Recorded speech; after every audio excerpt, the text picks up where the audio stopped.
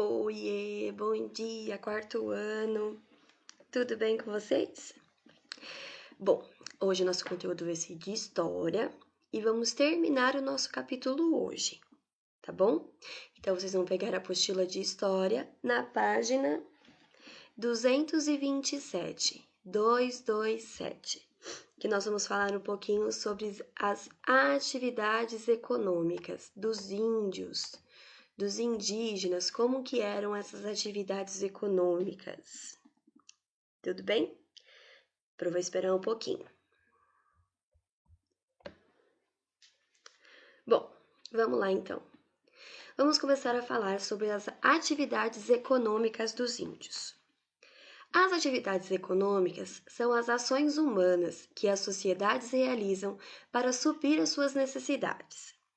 Essas necessidades podem ser a alimentação, a confecção das roupas, de objeto, entre outras coisas. Uma das atividades indígenas cotidianas, que era do dia a dia, era eles praticarem a agricultura. A grande conexão com a natureza e o conhecimento sobre o que eles fizeram da agricultura, uma das principais atividades para os indígenas. A plantação de alimentos, como a mandioca, era a base dessa sociedade no passado. Aqui nós estamos vendo um artesanato produzido por um índio, tá bom? Vamos lá, 228. Além das plantações, os indígenas se dedicavam à pesca e à caça. Era por meio da caça e da pesca que os indígenas complementavam a sua alimentação. A caça também fornecia a pele de animais utilizada na confecção de utensílios e de roupas. Então, eles usavam as peles dos animais para confeccionar algo e as roupas deles também, tá bom? Algum artesanato, por exemplo. O artesanato e a confecção de vários objetos com palha, folhas e barro caracterizavam os trabalhos manuais dos indígenas. Geralmente, esse trabalho era feito pelas mulheres, tá bom? A caça e a pesca pelos homens. As atividades econômicas indígenas estão muito ligadas a culturas desses povos. Havia uma grande preocupação com as entidades da natureza e com o cuidado com o ambiente e com os animais, pois a sobrevivência dos índios dependia do bom uso da natureza. Quanto mais eles cuidavam da natureza, mais alimentos e mais alimentos eles teriam para eles, envolvendo tanto da plantação quanto da pesca e da caça. As atividades econômicas indígenas se desenvolviam, na maioria das vezes, sem agredir profundamente a natureza em virtude desses pensamentos. Então, eles tentavam fazer o máximo para não agredir nada sobre a natureza deles. Aqui nós estamos vendo um índio atual, né? E aqui alguns artesanatos que ele está fazendo, tá vendo? Umas bolsinhas. Olha lá. Atualmente, muitos indígenas mantêm a tradição da produção artesanal e vendem seus produtos em feiras nas cidades. Esse daqui é um indígena lá do Belo Horizonte, de Minas Gerais, tá bom? Aprender brincando. Então, lá no material de apoio de vocês, na página 41 e 43, vocês vão encontrar um jogo da memória, que é sobre os povos indígenas brasileiros, tá bom? Depois vocês fazem esse recorte do jogo e jogam em casa com a mamãe e com o papai, que vai ser bem divertido, tá? Agora nós temos aqui a nossa mão na massa, que são algumas perguntinhas para a gente estar realizando. Então, vamos lá. Leia o texto a seguir e depois responda as questões propostas. Então, temos aqui um texto. As economias indígenas sempre mostraram alto grau de sustentabilidade, em grande parte pela capacidade que têm de estabelecer relações integradas de vida. Em que formas específicas da organização social, das relações de parentescos, dos rituais sociais e religiosos, apresentam funções indispensáveis ao estabelecimento do equilíbrio.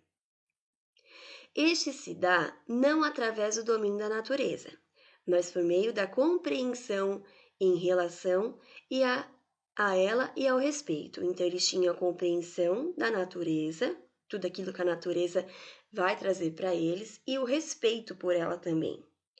O que implica decifrar sua linguagem, seu funcionamento, suas forças e seus mistérios, pois a sobrevivência humana depende da sua capacidade de cooperar, respeitar e integrar-se a essa natureza. Então, para que nós, seres humanos, conseguimos sobreviver, nós precisamos cooperar, respeitar e estar dentro da natureza, por dentro da natureza, certo? Pensando nela como uma forma de sobrevivência. Aí temos aqui, número 1. Por que se pode afirmar que as economias indígenas são economias sustentáveis? O que será que significa sustentável? Ser sustentável é a gente ter a capacidade de pensar no equilíbrio e na geração seguinte, tá bom? Então, é eu preservar algo para as próximas vidas que virão, tá bom? Então, por que que os indígenas, eles têm uma economia sustentável? Por que será? 2. Você acha que o seu país possui uma economia sustentável? Por quê? Vocês acham, então, que o nosso país, ele pensa no próximo? Nós fazemos tudo pensando no próximo. Como vai ser? Eu vou cuidar da natureza, porque eu estou pensando no meu filho, ou no meu bisneto, no meu neto, daqui para frente. Você acha que todos pensam dessa forma? O nosso país age dessa forma? Se sim, você coloca a sua resposta e o porquê sim. E se não, também coloca o porquê não. 3. O que pode ser feito para que as atividades de onde você mora possam ser sustentáveis? Então, o que vocês acham que aqui, na nossa cidade, a gente pode fazer para ajudar a tornar uma cidade sustentável? O que vocês acham que nós podemos fazer? Difícil, né, essa pergunta? Então, pensa um pouquinho. Vocês vão ter apenas essas 3 questões para estar respondendo. E agora, para juntar tudo que nós estudamos durante esse primeiro capítulo, nosso segundo bimestre de História, a Pro vai passar um videozinho para vocês. É um videozinho um pouco longo, tá bom? Mas é um videozinho bem legal, vocês vão gostar bastante, tá bom? Pera aí. Vamos lá assistir? Bom vídeo.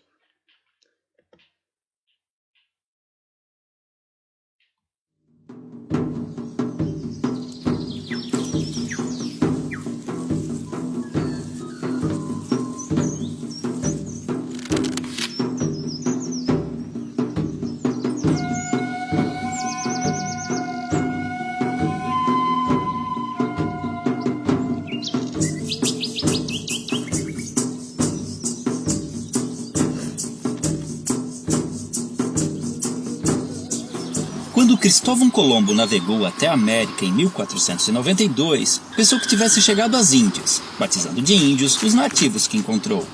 Porém, apesar de terem sido generalizados nessa classificação, os índios não se viam como um povo unificado, pois eram divididos em uma variedade de etnias sem qualquer identificação entre si. Acredita-se que os primeiros habitantes das Américas chegaram há mais de 20 mil anos, atravessando uma passagem congelada entre a Ásia e a América do Norte, e então espalhando-se por todo o continente. Em algumas regiões, formavam civilizações avançadas. Já no Brasil, fragmentaram-se por todo o território, formando grupos de diferentes tamanhos. Eram sociedades comunais, descentralizadas e igualitárias, vivendo da caça, pesca e agricultura de subsistência, e em sua maioria, seminômades, mudando suas aldeias de local conforme os recursos naturais fossem se esgotando, permitindo, mesmo que involuntariamente, a recuperação natural do solo abandonado. As habitações eram geralmente coletivas, chamadas de ocas, variavam de tamanho e forma entre as tribos, mas normalmente eram dispostas em torno de um espaço cerimonial, onde realizava-se todo tipo de atividade diária, além de celebrações e ritos, conduzidos por pajés e anciões. As tribos eram formadas por laços de parentesco e afinidades, e mantinham contatos com outras comunidades através de relações de comércio, cooperação, casamentos, alianças e também de guerras, que eram comuns entre as sociedades indígenas, apesar de sua natureza pacífica. A virgindade era pouco valorizada e a vida sexual costumava ser livre de tabus. Muitos homens ofereciam favores sexuais de suas esposas a visitantes, como forma de cortesia. As famílias podiam ser monogâmicas ou poligâmicas, e o divórcio era algo corriqueiro. Os homens lidavam com a guerra, a caça, pesca e liderança tribal, além da construção da aldeia e o plantio, enquanto as mulheres cuidavam da colheita, do preparo de alimentos e da fabricação de utensílios e adornos. A educação das crianças era a tarefa de toda a tribo, e a autonomia era estimulada. Já os doentes e inválidos costumavam ser abandonados à própria sorte. Os indígenas tinham conhecimento na fabricação de bebidas fermentadas e deixaram grande herança à culinária brasileira, com pratos derivados da mandioca e do milho. Sua dieta também era diversificada em proteínas animais, graças à caça e à pesca. Em festejos, cobriam seus corpos com pinturas, penas e plumas, e a nudez no dia a dia era comum e não causava vergonha. Por viverem em florestas, muitas vezes precisavam usar protetores genitais e tangas, mas mantas cobrindo o corpo eram raras. Muito higiênicos, devemos a eles o costume do banho diário. Mantinham muitos ritos e crenças religiosas, os quais podemos identificar por xamanismo, uma mistura de religião, crença, sistema de pensamento e configuração do mundo, em que acredita-se num universo não linear, sem início e sem fim definidos, onde o tempo se confunde. Não possuíam uma doutrina, assim como não acreditavam em um Deus único e supremo, tendo a figura do xamã, o pajé, como seu elo com o mundo divino. Em sociedades sem esses representantes, acreditava-se que os espíritos e antepassados se comunicavam com os humanos através de animais, sonhos e visões. Muitas de suas lendas tornaram-se populares entre os não-índios, enriquecendo o folclore nacional. O uso de alucinógenos, tabacos e ervas era muito comum nos mais diversos rituais. Orientados pelas fases da lua e conhecimentos astronômicos, entendiam as relações entre as mudanças climáticas, nas quais baseavam seu plantio e colheita. Antes da chegada dos europeus, acredita-se que existiam mais de 1.300 idiomas nativos, hoje reduzidos a apenas 270, que deram origem a diversas palavras da língua portuguesa. Não possuíam um sistema de escrita, mas algumas sociedades desenvolveram sinais e formas gráficas, cujo estudo pode revelar mais sobre seus hábitos. Há indícios de uma grande diversidade de produção artística, que integrava-se ao seu modo de vida e ritos cotidianos, com destaque para a dança, a cerâmica, a tecelagem, a cestaria, a pintura corporal, a arte plumária e principalmente a música. Contudo, os indígenas não possuíam a figura do artista, e todos podiam ser hábeis em diversos aspectos, pois dedicar-se exclusivamente a uma atividade, como na sociedade atual, era sinal de desequilíbrio espiritual e obsessão. Quando os portugueses chegaram em 1500, estima-se que encontraram mais de 5 milhões de indivíduos, divididos em tribos e comunidades, diferentes entre si, mas iguais aos olhos do colonizador, responsável por reduzi-los a menos de 600 mil em poucos séculos. Desconhecendo invenções ocidentais como o espelho, a roda e as armas de fogo, o choque cultural foi enorme, assim como o fascínio dos indígenas, que ainda viviam em sua pré-história. 3 armas foram fundamentais para o domínio dos colonizadores sobre os nativos. A arma de fogo, aliada nas conquistas das tribos e determinante na aceitação da superioridade portuguesa pelos índios remanescentes. A Bíblia do Jesuíta, responsável pela aculturação dos indígenas e a adequação ao moralismo cristão dos ocidentais. E uma invisível e poderosa arma biológica, inicialmente de forma involuntária, mas por vezes criminosa, o contato com os estrangeiros espalhou doenças e epidemias, às quais os nativos não possuíam imunidade, dizimando-os aos milhares e facilitando a ocupação de suas terras, como aconteceu no sul do Maranhão, onde fazendeiros deram roupas infectadas com varíola para as tribos locais. Porém, muitos indígenas auxiliaram os portugueses em expedições ao interior, em conflitos com outras tribos e ajudaram a escravizar grupos inimigos, além de fornecerem aos colonos produtos como a madeira, condimentos e substâncias medicinais. Isso tudo forçou os remanescentes a viver em condições precárias por muito tempo. Somente em 1967, com a criação da FUNAI, começaram a surgir e ganhar força associações indígenas que buscam melhorias em áreas como saúde, educação, meio ambiente, patrimônio e demarcação de terras.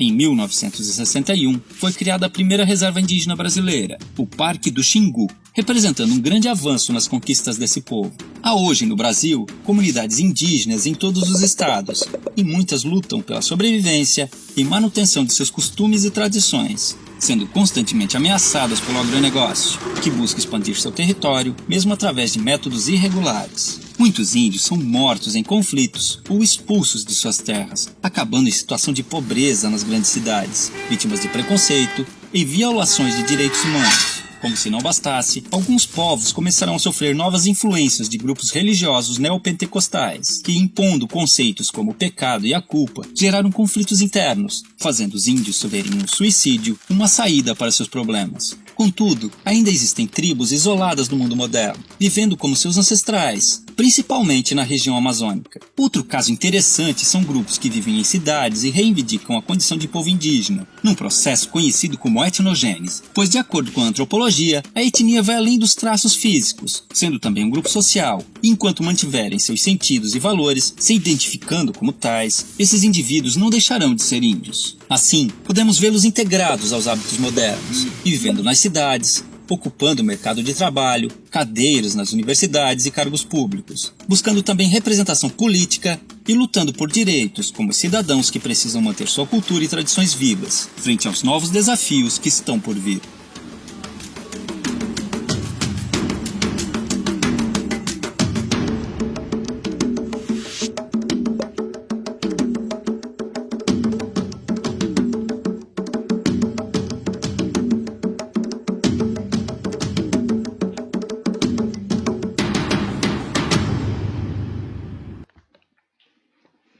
Então, esse foi um videozinho em que fala bastante sobre os índios, né?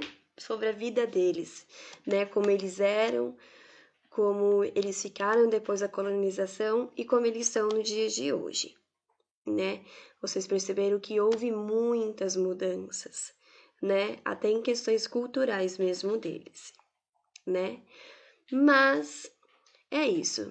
Graças a Deus existe a FUNAI, que nós vimos, né? E ela vai ajudar a preservar essa cultura do nosso país que é tão rica, tá bom? Então é isso. A gente se vê na live. A nossa live hoje é só às 11 horas, tá bom? É a última aula. E eu espero vocês para a gente estar resolvendo essas 3 questões que estão aqui da nossa apostila, para fazer a correção junto com vocês. Beleza? Então é isso. Um beijinho, até daqui a pouco.